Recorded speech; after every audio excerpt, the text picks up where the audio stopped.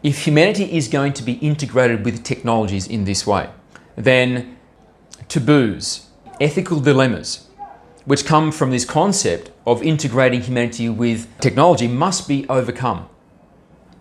And this is a very gradual process until eventually it is just very normal and very accepted, and nobody really pushes back on the idea of people being integrated with technology from the very first moments of their life. At the moment that the umbilical cord is cut, they are, at that moment, introduced to nanotechnology, for example. However, the vision of the Cabal of Darkness takes it even many steps past that, which we will get to momentarily.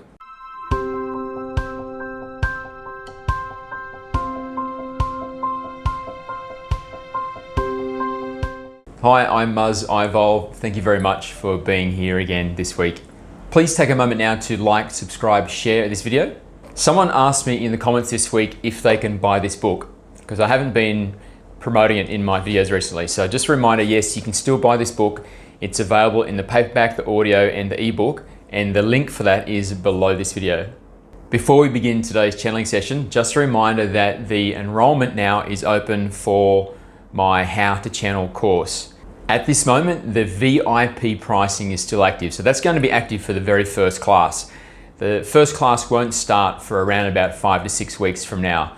And from now until then will be the enrollment period. And during that window, the VIP pricing will be available. And the VIP pricing is approximately 50% of what the full price will actually become. So if you are interested, it doesn't mean that you need to commit, but if you're interested to hear more about it, then I recommend you add yourself to the early bird notification list. That is, if you haven't already been receiving emails about it. And the way that you do that is below here, you'll see that there is something which says early bird VIP notification list for the How to Channel course. The link you can see on the screen now. I've just put an image up which shows you what it looks like. So if you click that, go to that form, add your details, and then you'll immediately start receiving an email series which is specifically describing to you everything that is in that course, so you can make an informed decision about whether you want to enroll or not. And on to today's topic. It's a serious one today. Why are women being erased from your societies? Greetings and thank you for the question. Why are women being erased from your societies? This is a controversial topic. And so before we get into this actual discussion, let us lay some foundations, some definitions. First of all, it is not our intention to be hurtful or to diminish anybody who is feeling affected by this particular topic. It is our desire only to provide a different perspective for you to receive and then to judge or use or reject as you see fit. It is with no expectation other than just the service of love that we provide this information. Also, when we say women being erased, we are not implying that women are being murdered en masse, but instead we are speaking about the erasure of women in a semantic sense. The definition of what it means to be a woman is undergoing redefinition.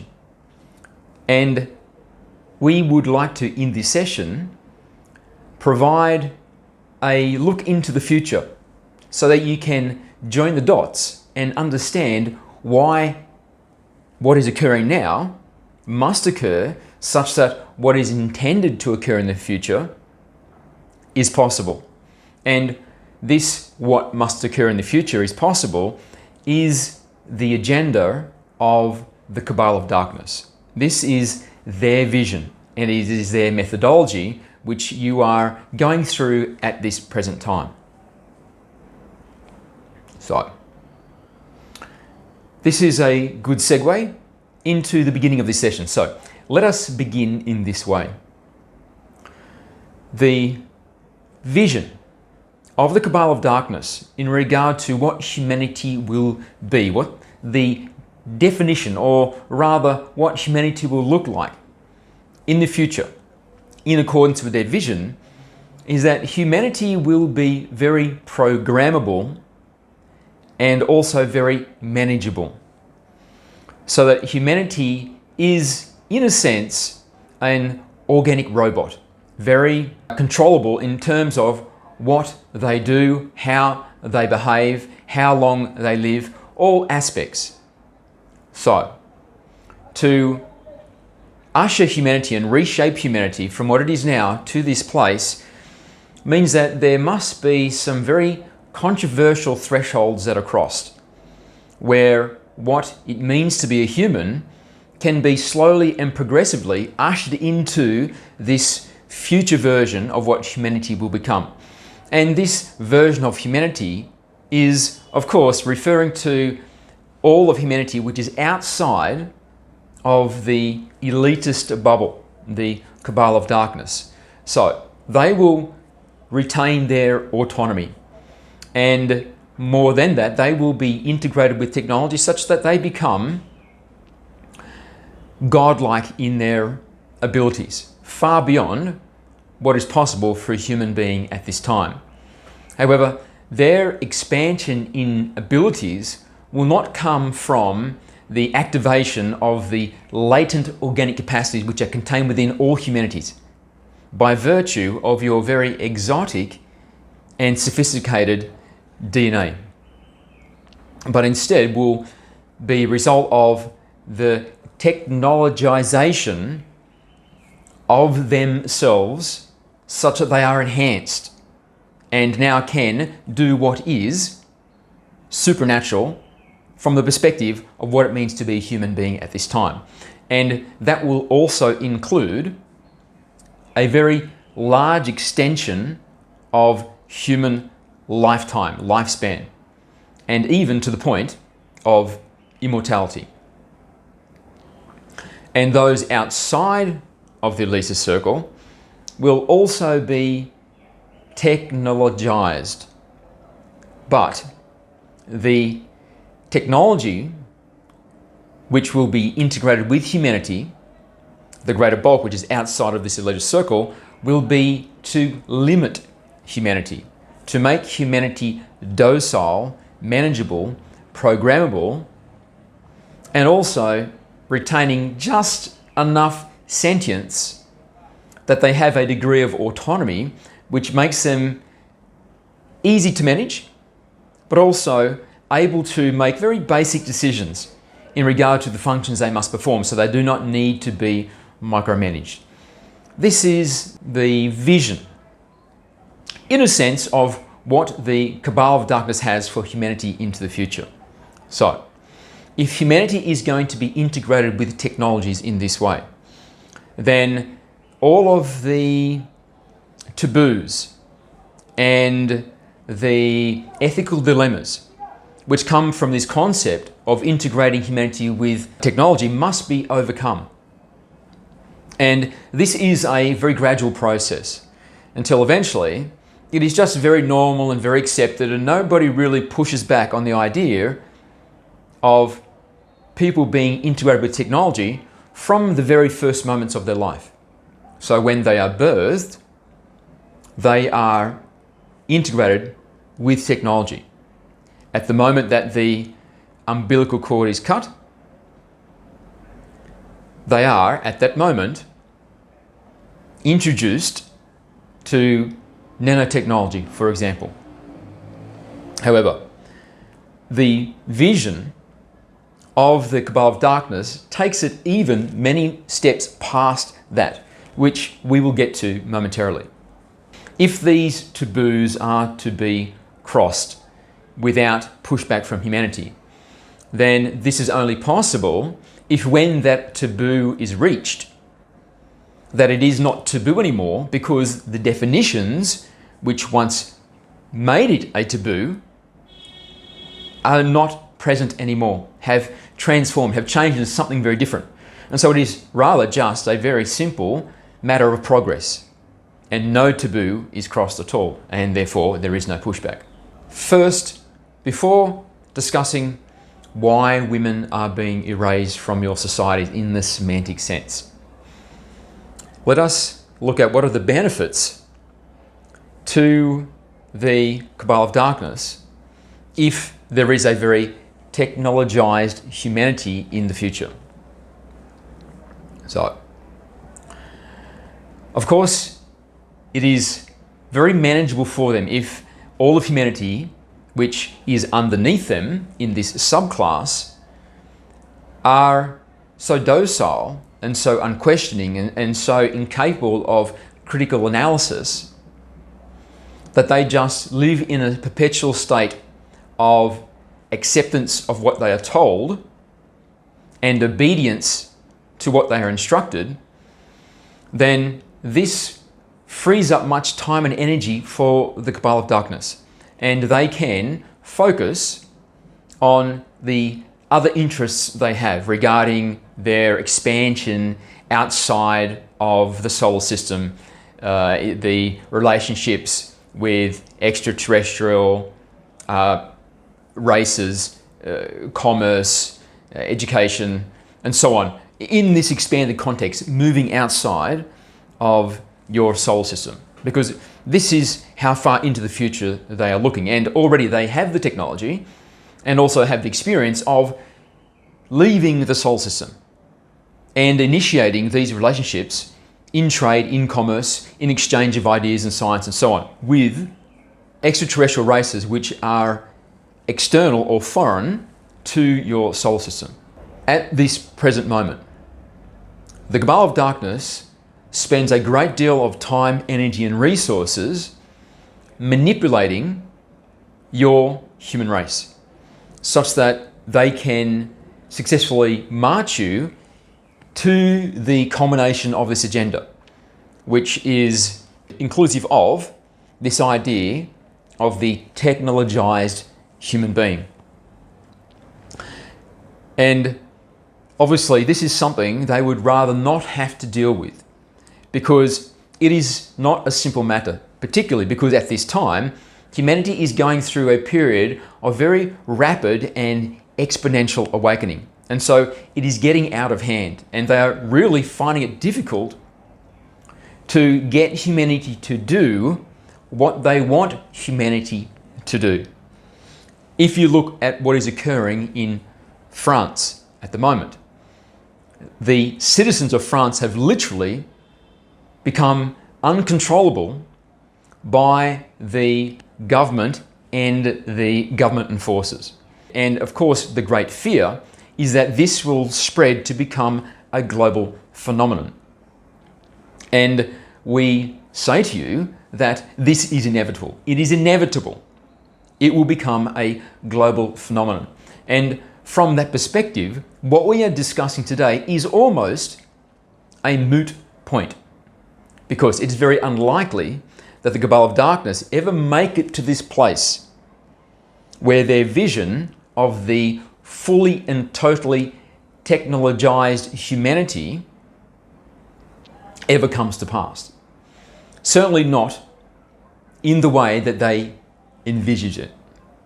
So, this very controllable humanity into the future will also be networked into a group mind via artificial intelligence.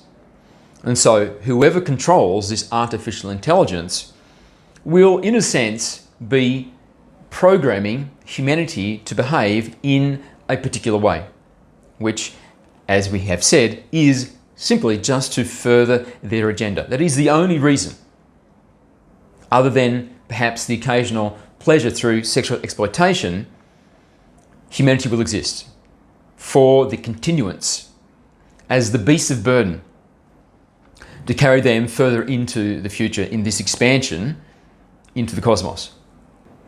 Then the question becomes, how does one create a technologized human race? How is that accomplished? So, there is a process which has already begun of the technologization of humanity. Humanity being integrated and changed by technology. Most of you on your planet carry with you a cellular device. And although this is not integrated into your body, it is something which is close to you all of the time. It's often in your hand, in your bag, in your pocket, and if it's not, it is within hand's reach. So although you are separable from it, from a functional perspective, it has become part of you. And this is the beginning of the integration process. And when you extrapolate this model, what eventually will be coming, and you may have already heard the discussion of it, that technology such as the convenience of the cellular device will be integrated into your biology. So it will be in your hand, or it will be in a chip in the back of your skull, or so on.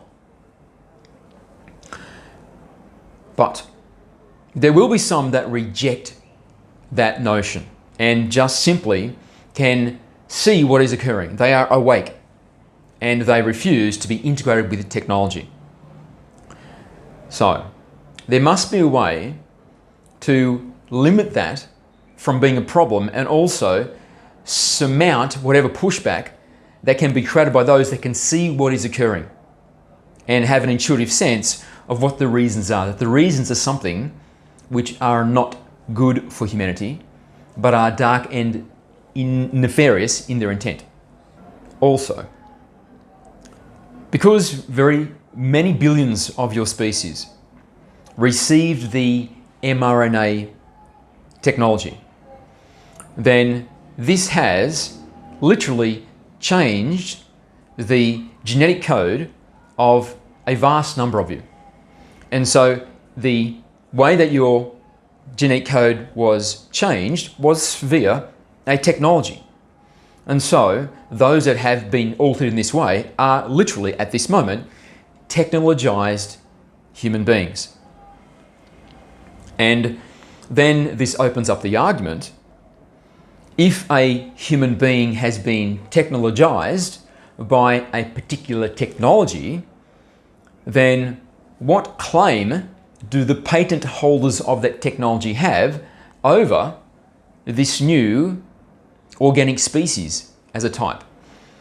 In the Supreme Court of the USA, since 2013, there has been a case which is still open where the patent holders of the mRNA technology are arguing that anything which has been technologized by that technology is now their intellectual property. And so they argue that if you, for example, have been technologized by the mRNA technology, then you are their intellectual property. Now, this creates the dilemma, well, this is a contravention of human rights. But part of their argument is that you are no longer a homo sapien, but instead you are something entirely different because your genetic code is unique. It is not within the genetic realm of what is classified as a homo sapien. And you are instead a Homo borgenesis. This is the term they have created. And Borg, of course, is from the fictional entertainment Star Trek, where there is a particular species which propagates itself by subsuming organic species and integrated them with their technology so they become technologized and they are no longer human or Klingon or whatever it was prior to this integration and are now Borg. So, those that have been technologized through the mRNA technology, if this argument is successful, will not be Homo sapiens anymore, but will instead be Homo borgenesis, and as such, they will not have the protections of human rights because, classically, in the letter of the law, they are not human beings anymore, but something different. So, this would be a difficult case to win because, of course, those that have been technologized by the mRNA technology are still very, very, very human. But what if the technologized humans in the future were so substantially different that it became a much easier argument that they are not, in fact, human beings, but are something entirely different? A new technologized species, a Homo borgenesis. Then these patent holders could, with legal acceptance, be the literal owners of these beings. But how do you get to that point? Because, of course, there is the taboo that these corporations are going to start producing their own people as if it is a factory. Of course, this would be considered atrocious as a blight on what it means to be a human being and for the natural world. So, as we have said, these taboos are based on the definitions. So, if the definitions can be changed, then these taboos become much less of a barrier to them implementing these plans and strategies. So, let's go back now to why woman is being erased semantically from your societies.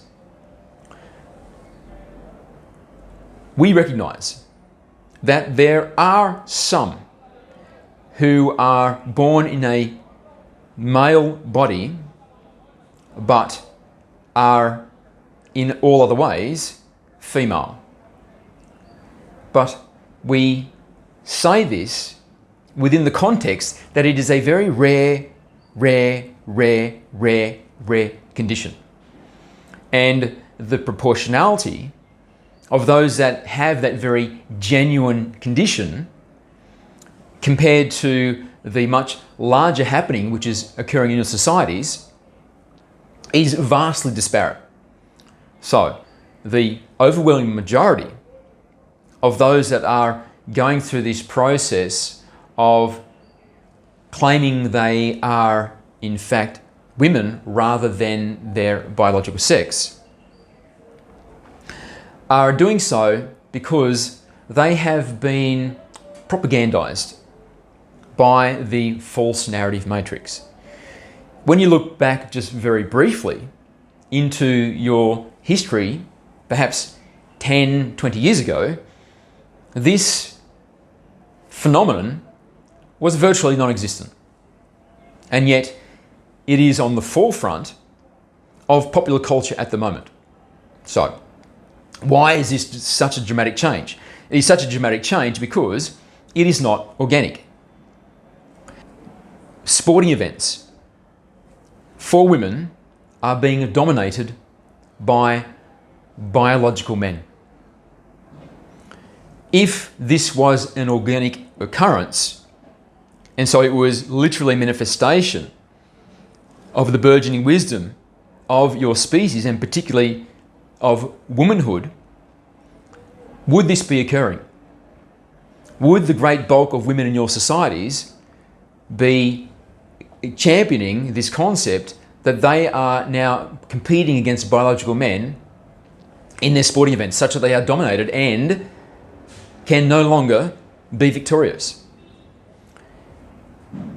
You know the answer. Of course, this would not occur if it was an organic event.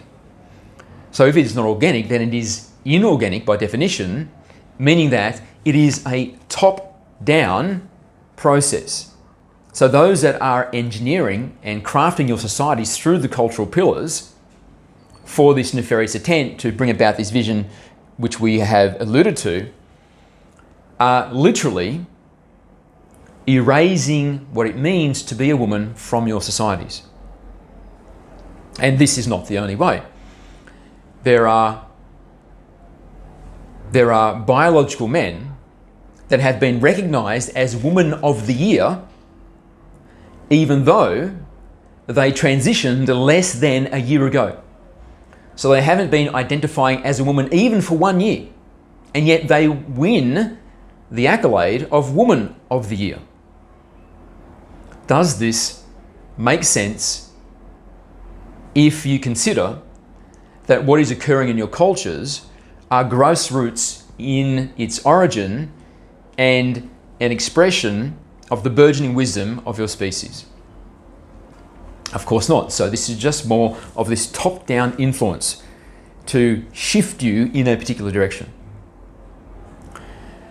This concept of woman, of course, from the organic perspective, as it has always been in the past, where it was literally women are a class of people rather than just a subjective experience. It is very quintessential also, this definition of woman, to the definition of mother. The mother is the one that births and cares for the child, and she is, by definition of her biology, a woman.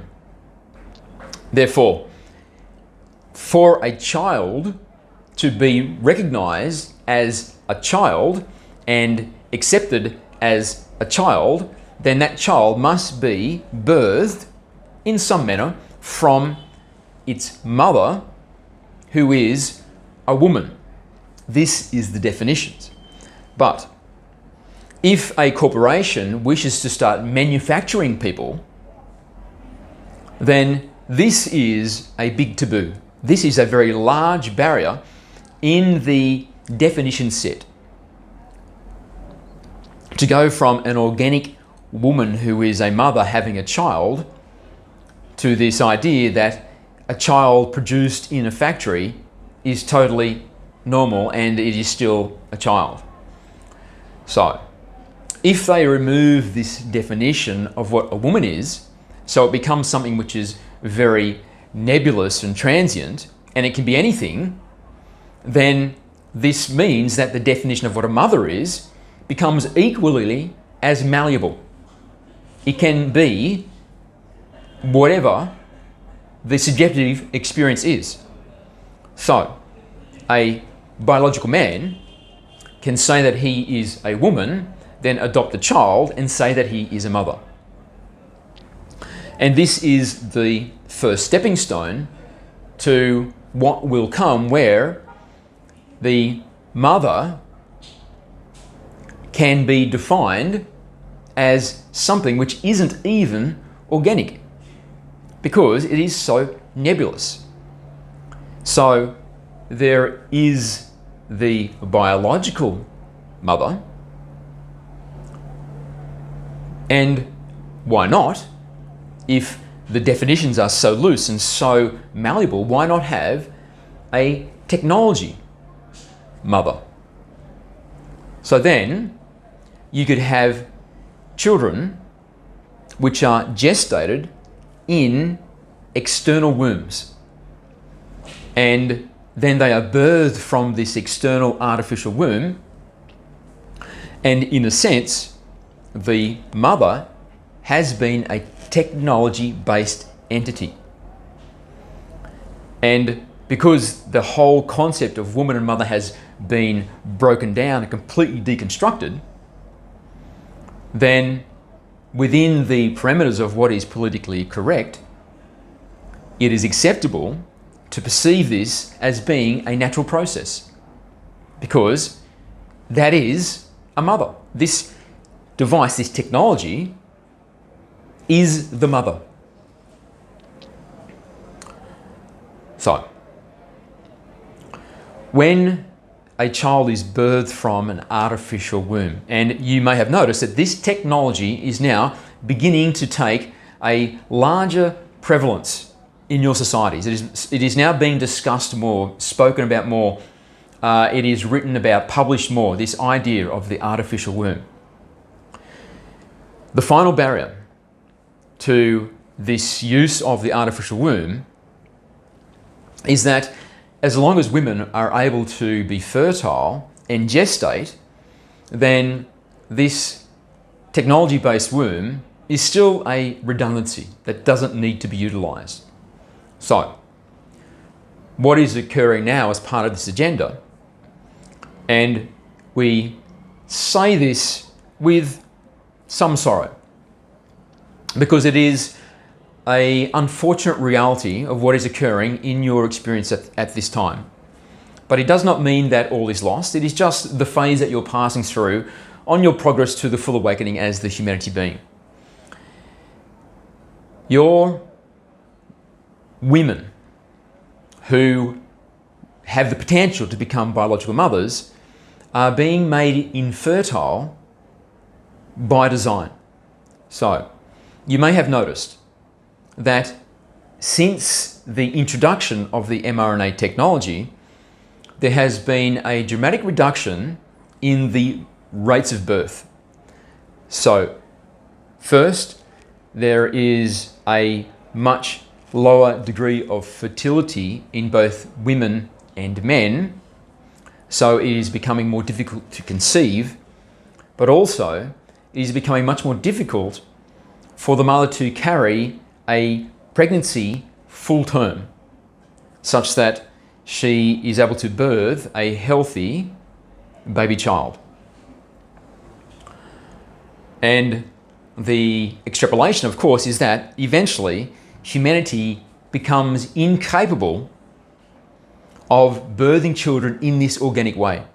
And so the artificial womb will no longer be a redundancy, but will instead be a necessity, such that humanity can continue.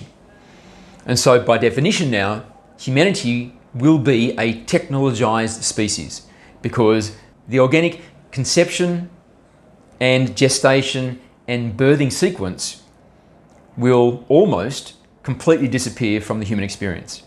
And so all new humans being born into the future will be technologized humans.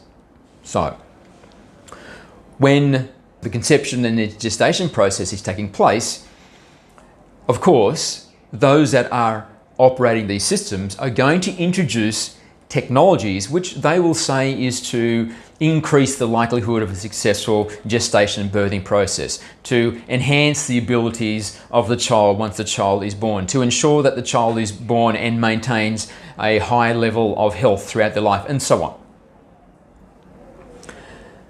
But also, the technology will be introduced to start creating this automaton, this robotic type of human, which is highly programmable and very manageable, docile, unquestioning, accepting, and so on. The cabal no longer have to invest so much of their resource into managing the unmanageable and becoming uncontrollable human species. Then, if this comes to pass, after several generations, your entire species will be a technologized being. And the Homo sapien, at least within the context of the Earth human experience, because this is not the only place where there are humanoid humans as you recognize each other. But certainly here, the Homo sapien will be extinct as a species. Now, this is not a new idea. You may be familiar with the book written by Aldous Huxley, which is called Brave New World. And in this model of a future world, mothers and fathers no longer exist. The conception, gestation, and birthing process is entirely technology-based. And in fact, the words of mother and father have become as expletives, swear words. When you say them, people are aghast that you would dare to utter such disgusting words. And the children that are born have been fully engineered, and they have different levels of sentience depending upon what functions they will perform within their societies. So those that are limited just to the menial tasks of cleaning, of gardening, and so on, they are given the least amount of sentience because they do not require much at all to perform these very rudimentary tasks. And then there are others who are performing more complex tasks, and then they have been engineered with just slightly more sentience, and so on and so on. This is a glimpse of what the future will look like for those that are designing and holding as the crowning glory of their final destination this version of what it means to be a human being. And Aldous Huxley did not invent this idea completely from his own imagination, but instead he was an insider to this inner circle of engineers, of elitist Kabbalists, the dynastic families that rule it all for so long. And it was through that relationship he became aware of some of these visions they have for the future. Let us finish in this way. Now that you are in possession of this information, where you can see why it is that women are being semantically erased from your societies, then you can make the conscious decision in being a sentient being to not go along with the programming and not play your role in the script, as we spoke about in the previous channeling session. Because the script is that you nod and you accept, and even that you champion this as a noble societal cause of equality, such that we can all live in harmony. This is how it is sold to you. But of course, this is just the false facade which is laid over the top so that the very dark agenda beneath can continue to march forward without enough pushback to derail it. Keep your mind clear about what it means to be a biological woman and to be a biological man. And stay rooted in what you know through an intuitive sense to be the truth. It does not mean that you are cruel or unkind, because there are those in your societies which are very truly presenting in this way. And there are also those in your societies which present this way not because it is a true condition, but rather because there is some pathology which they have been victimized into taking on through the use of the cultural pillars in a nefarious way to propagandize and so on. But if you keep contact with what you know is the reality of your species, of your genders and so on, then it becomes more difficult for this future vision to eventually come to pass. Because as long as you keep a strong and close relationship with the definitions, then the taboos, based on the definitions, which will prevent this transition into a fully technologized species, will stay in place. And the likelihood that this vision ever comes to be is diminished. This is a very controversial topic, and we speak on it only to be of service to all of you, including those that are against the ethos of what we are speaking here about today. We love all of you regardless of your opinions, regardless of your positions, and even those that are at the epicenter of the cabal of darkness. We extend to them the same love that we extend to you who is watching this, because we understand that it is all just the theatre of the illusion, such that the one may know itself to completion through the vehicle of experience, through all of the unique perspectives, which is you, which is the cabal of darkness, which is us. And at the very essence of each of us is the beautiful love and light of the one. So, continue to play with the illusion and become a master of the illusion, such that you are not derailed by a illusion within the illusion, the false narrative matrix, and instead become so powerful and so deeply rooted into the understanding with a clear mind of your own experience that you cannot be duped into believing what is obviously untrue and obviously not for your benefit and those that shall come after you. We hope that you found this topic to be interesting today.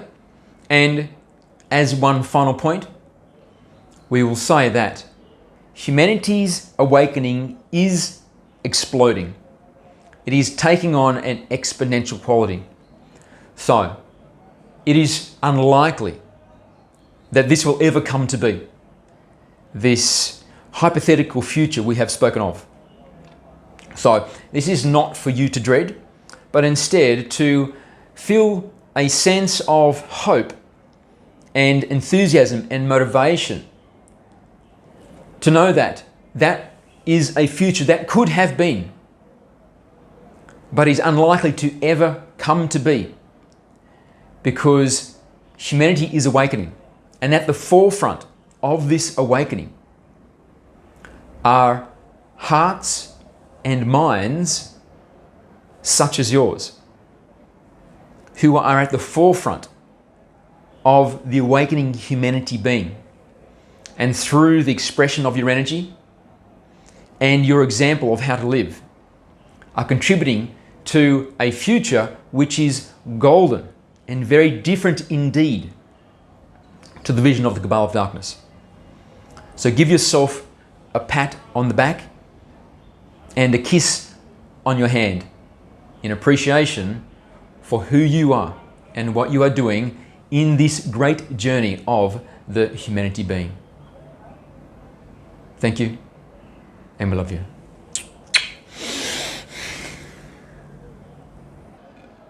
Thank you for making it to the end of another channeling session. So I'm going to tell you today about a place that I lived in when I was 19. So I just finished my first year of university after high school. Finished. I didn't really do anything. I think my very first year, out of 8 points, I got 1, I think, in my very first year.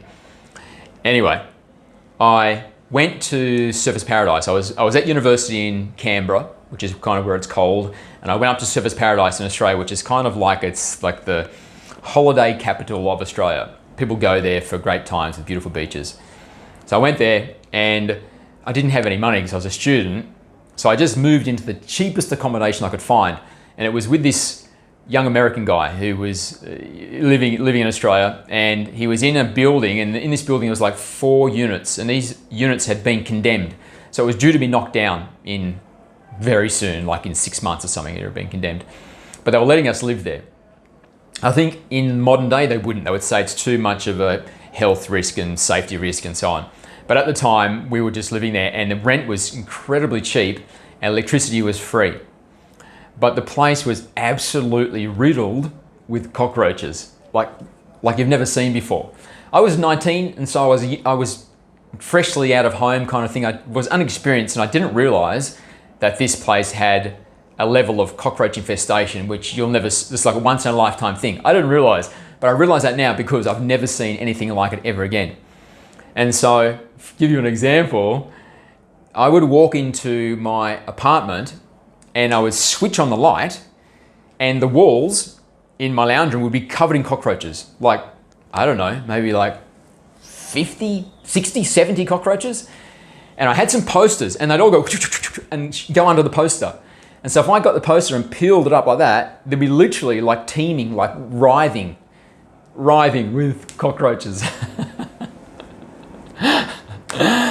And then sometimes in the middle of the night, I'd be asleep and I'd wake up and it'd be a cockroach, like walking across my face. And then one day I was at the beach. I went to the beach and I had my beach bag with me.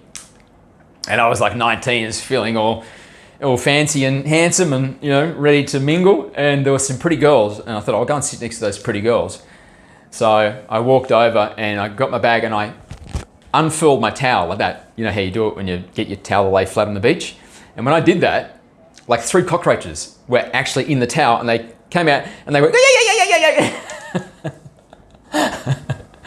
I think they were going, hot.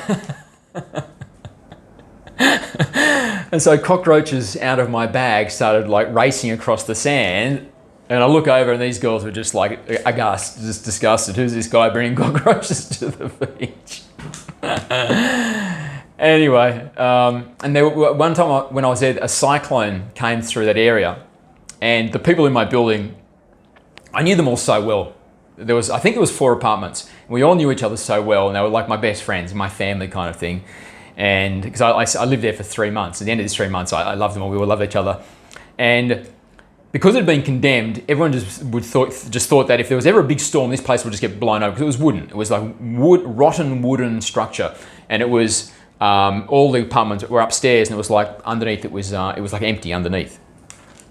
And so I remember when this big storm was coming, it was a cyclone, which is like a hurricane but in the southern hemisphere. The people in my building it was almost like it was like a funeral dirge. It was like, yeah, it's been nice knowing you. See you in the afterlife. Because we all thought we were just going to get blown away during this storm, but it didn't. We're all overly dramatic, and it was fine. So anyway, that was a great experience I had when I was 19. I had a great time there. The place was horrible. It was full of cockroaches, but it was one of the most great experiences of my life. I really enjoyed those memories and that time and those people. Okay. All right, thank you. And I'll see you next week. Bye.